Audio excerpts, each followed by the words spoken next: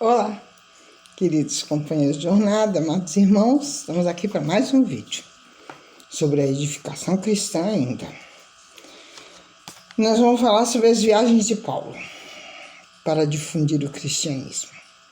Depois de procurar assentar o sólido núcleo cristão da Casa do Caminho, os apóstolos, homens simples, começaram a antever a dificuldade do empreendimento de expansão doutrinária no indispensável caráter universalista que o Evangelho impõe. Já vários discípulos se punham em novo campo de trabalho, entretanto, o temor se apossava de muitos pela estreita vigilância e perseguição judaica. O judaísmo, reacionário e intolerante, procurava confundir a mente daqueles que se convertiam à boa nova, apelando para as prescrições das leis antigas e promovendo uma assídua e tenaz perseguição aos cristãos, como se isso fosse o bastante para solapar os desígnios superiores que presidiam o advento do cristianismo no mundo. Nessa altura dos acontecimentos, o denodado Paulo de Tarso foi convocado para levar avante a sua missão esplendorosa que tinha por escopo a universalização do Evangelho de Jesus. A fundação de novos grupos cristãos e as epístolas de Paulo tornam-se os elos poderosos da unidade do cristianismo primitivo.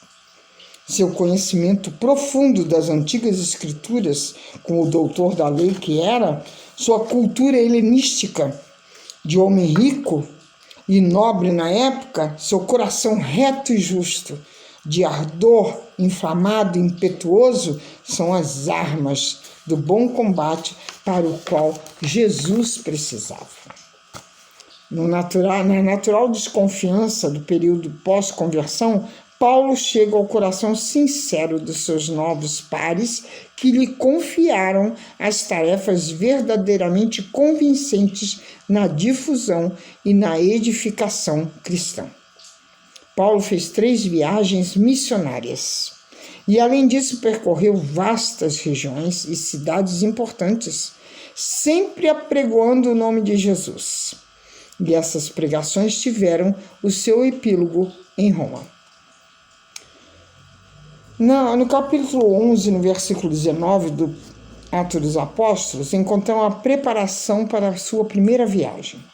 Depois do martírio de Estevão, os apóstolos e seus diáconos, um pouco dispersos pelas perseguições contínuas, avançaram até a Fenícia, a Chipre e Antioquia. Importantes cidades à margem do Rio Oriente, mas só pregavam aos judeus. Entretanto, sempre havia entre eles alguns estrangeiros de boa vontade. A comunidade de Jerusalém enviou então Barnabé, um levita originário de Chipre. E a Antioquia, Barnabé foi a Tarso em busca de Paulo e levou-o consigo. Ficaram cerca de 1 ano naquela cidade. E foi ali o primeiro contato de Paulo com Lucas, numa assembleia de orações, quando Lucas sugeriu a ideia de se autodominarem cristãos. Está lá no livro Paulo e Estevão, na página 316. Havia na Assembleia de Antioquia, como em todas elas, médiuns e doutoras. Certo dia, um desses médiuns comunicou que Barnabé e Paulo tinham uma tarefa missionária, a primeira viagem. Depois de terem orado e jejuado, lhes impuseram as mãos e se despediram. Um evidente gesto de bênção espiritual. Então teve início a primeira viagem de Paulo, a Antioquia.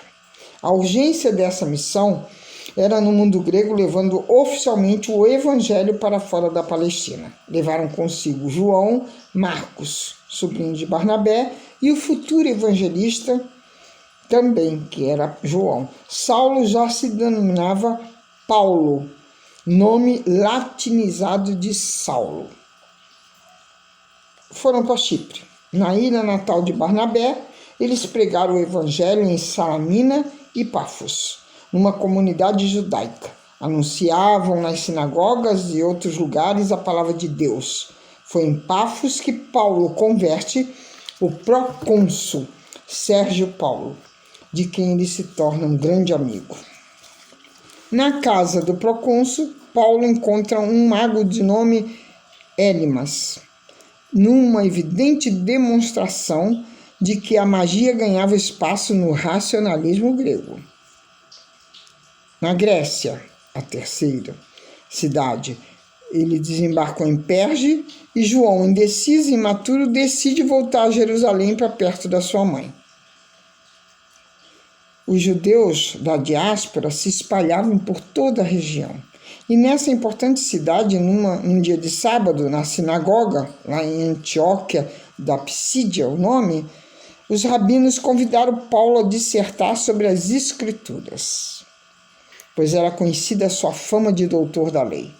Com a sua liderança carismática, Paulo, usando sabiamente as antigas Escrituras, relacionou-as com o Evangelho de Jesus, tendo uma boa acolhida por muitos judeus e depois por quase toda a cidade. Vendo isso, os judeus se encheram de inveja, pois a palavra de Deus estava sendo dada indistintamente.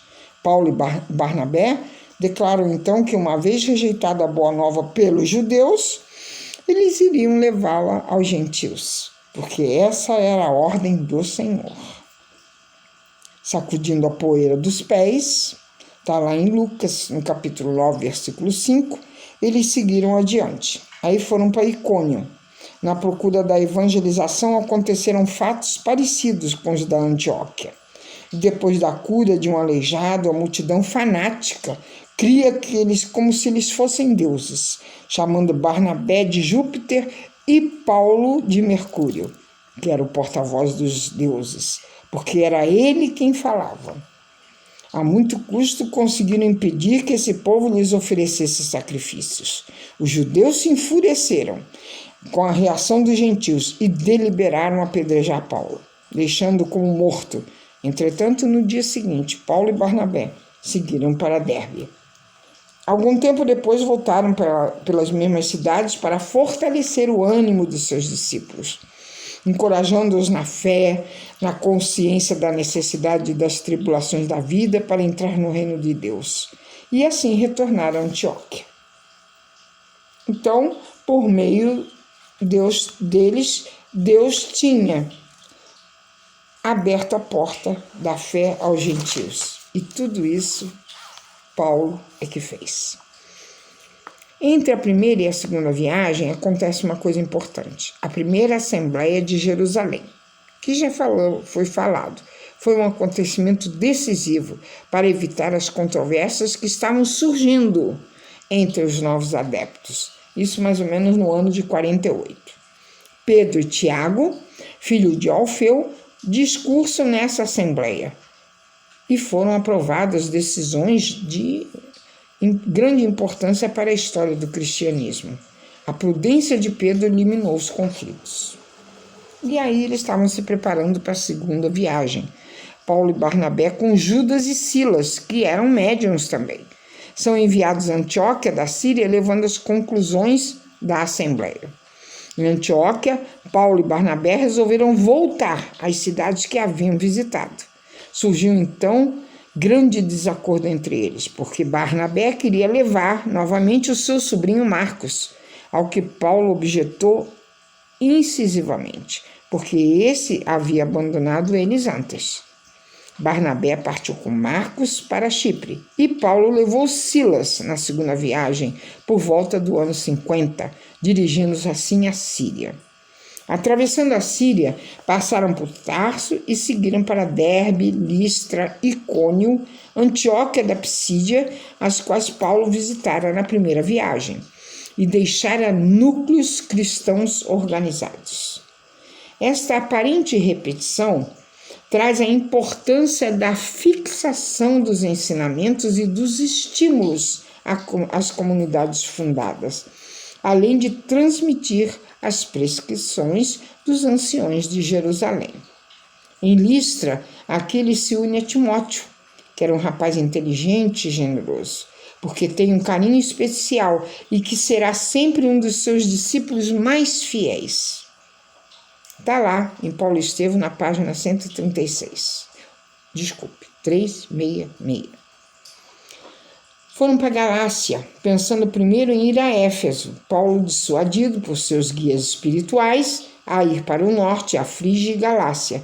Embora nada conste sobre a Galácia em Atos dos Apóstolos, é provável que ele tenha se retido aí, pois na sua epístola aos Gálatas, mais tarde, parece conhecer a todos. De lá foram enviados pelo Espírito a Troade, na passagem da Armênia para a Grécia. Por todo o tempo das suas pregações, Paulo é orientado por um benfeitor espiritual. Troade. Durante o sono, Paulo recebe uma mensagem para ir à Macedônia. Em Troade, encontra-se novamente com Lucas, e a partir daí, Paulo, Lucas, Silas e Timóteo se tornam companheiros inseparáveis. Neápolis, que era a cidade da Trácia, perto da Macedônia, onde havia uma longa estrada romana que unia Bizâncio, a nordeste de Troade, a Trácia, Macedônia, e atravessando-se o mar Adriático, chegava-se do outro lado da Itália pela Via Ápia, em Roma. Filipos. Nesta cidade, Paulo e seus companheiros fizeram grandes amigos. Razão da sua epístola. Era uma cidade grande e importante da Macedônia. E é aí que realmente o evangelho se depara com a cultura romana, os conquistadores da Macedônia. Judeu de nascimento, fariseu de formação religiosa, cultura helenística e cidadão romano pelo berço, eis Paulo, o ministro de Jesus, evangelizando o mundo greco-romano. Da sua conversão a esta segunda viagem haviam-se passado cerca de 20 anos. Os tristes fatos ocorridos em Filipos levaram Paulo e Silas ao açoite e à prisão em claro desrespeito às leis romanas. Tessalônica, ainda na Macedônia. Tessália, verdadeira metrópole cosmopolita, naquela época os judeus tinham ali uma sinagoga, onde 3 sábados Paulo debateu com eles base nas Escrituras, procurando demonstrar por que Jesus devia sofrer e ressurgir, exemplificando assim para nós a humildade e a verdade. A comunidade recém-formada era unida e paciente, mas, como sempre, os judeus não queriam permitir aos gentios a palavra de Deus. Perseguiram Paulo e Silas, forçando-os a fugir para Bereia. Na Bereia, os judeus da Bereia eram mais pacíficos e nobres. Entretanto, a proximidade das 2 cidades não permitiu que ali eles continuassem. Seguiram então para Atenas. Silas e Timóteo foram depois encontrá-lo em Coríntios. Atenas. Enquanto os esperavam em Atenas, centro cultural do mundo greco, e também o centro espiritual do paganismo, Paulo se indignava com a ignorância prevalecente ao culto aos ídolos. Desde a sua conversão, Paulo esperava chegar a grandes centros culturais, fundar comunidades cristãs que se encarregariam de expandir o evangelho pelo mundo. Ele esqueceu-se de que a soberba penetra nos corações dos pseudo-sábios. Levaram-no ao Areópago, que era o Supremo Tribunal de Atenas, para inquiri-lo e desmascará-lo. Poderíamos saber que espécie de doutrina tu ensinas? Perguntaram ao filósofo. Num discurso inspirado, ele falou da criação do mundo, do seu Criador, que de um princípio único fez tudo que habita o universo. E é nele que vivemos, movemos e existimos, disse Paulo. Assim também disseram alguns dos vossos, como Sócrates e Platão. Invocava Paulo a lembrança monoteísta de que o homem foi criado à imagem e semelhança de Deus. Como adorar ídolos esculpidos pelos homens? No aparente fracasso da sua pregação, Paulo teve algumas conversões. Em Coríntio, ele consta que tinha cerca de 500.000 de habitantes e licenciosidade de costumes. Paulo aí viveu por 1 ano e meio na casa de Áquila e Priscila. Pregava aos sábados na sinagoga, vivia da tecelagem e ali reencontrou-se com Silas e Timóteo, que vinham da Bereia. Foi a fundação da comunidade de Coríntio, pelo qual Paulo ficou unido por muito afeto. Uma assembleia constituída de gente pobre e empregada nos trabalhos domésticos e serviços públicos. Corinto deu trabalho a Paulo. Ele teve que visitá-la mais vezes, enviou-lhes Timóteo e Tito. Na primeira epístola fala sobre a divisão da autoridade apostólica sobre as carnes sacrificadas aos ídolos, sobre o recato e a ordem. E na segunda epístola ele recomenda a certeza do ressurgimento espiritual diante do temor da morte.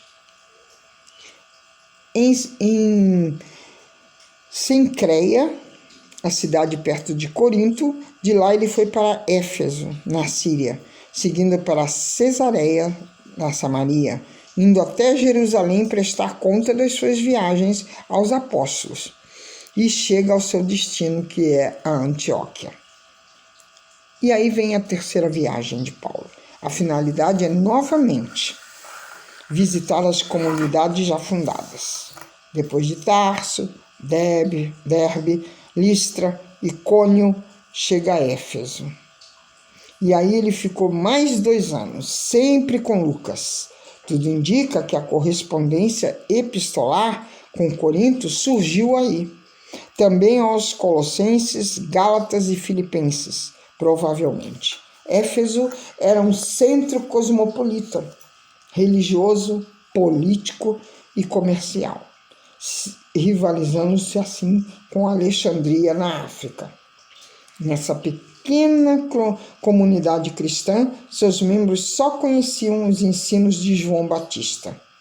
Paulo teve a oportunidade de diferenciar os batismos do arrependimento e da conscientização.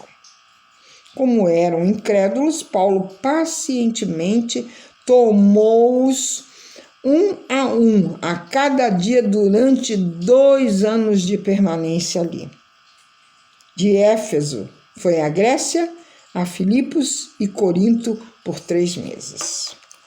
Em Trode, nessa passagem de volta, Paulo socorre o jovem Eutico, que caiu do 3º andar do edifício da Assembleia. Não vos perturbeis, a sua alma está nele, disse Paulo. Passando por Mileto, Rhodes e Pátara, foram por mar até Tiro. Encontrou-se com alguns discípulos e, depois de comovente despedida, foram para Cesareia, aí ficando um tempo na casa de Filipe, o diácono evangelista. Ali aportou um médium de nome Agabo, que profetizou a prisão de Paulo. Mas ele se manteve disposto a morrer pelo nome de Jesus. E aí começa a perseguição a Paulo. Em Jerusalém, após a alegria da chegada, Paulo foi descoberto no templo pelos judeus, que o haviam perseguido na Ásia. Foi preso e levado ao Sinédrio. Reafirma sua inocência perante Deus, mas o sumo sacerdote Ananias não lhe permitiu continuar. Sabendo que ali se encontravam saduceus e fariseus, conduziu indubitavelmente a questão do chamada ressurreição, ponto de discórdia entre os 2 partidos.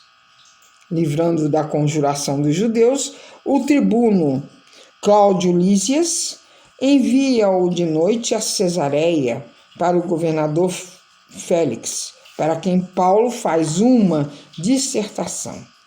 Como não havia fundamento nas acusações, ele ficou esquecido por 2 anos na prisão, após os quais Félix foi substituído por Festo, que pretendia mandá-lo de volta a Jerusalém.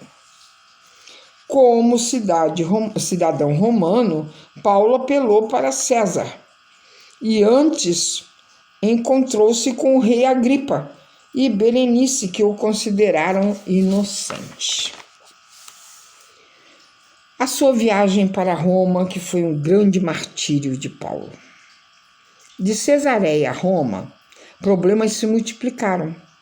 De Mirra a Creta, de Creta a Malta, culminaram numa tempestade subtropical por 14 dias, andando à deriva. Finalmente encalham na ilha de Malta, ao sul da Itália, e Paulo é mordido aí por uma víbora peçonhenta, mas consegue salvar-se e cura o pai do governador da ilha.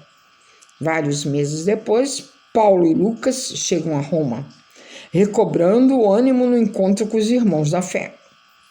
Foi permitido a Paulo uma prisão domiciliar, com a vigília constante de um soldado durante 2 anos, onde ele recebia seus discípulos. Depois ele visitou as comunidades cristãs na capital do Império.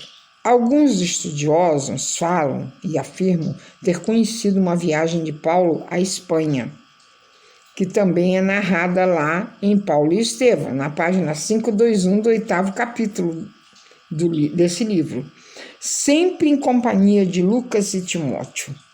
Mas, de qualquer forma, ele está novamente em Roma no ano 67 e logo depois ele é decapitado.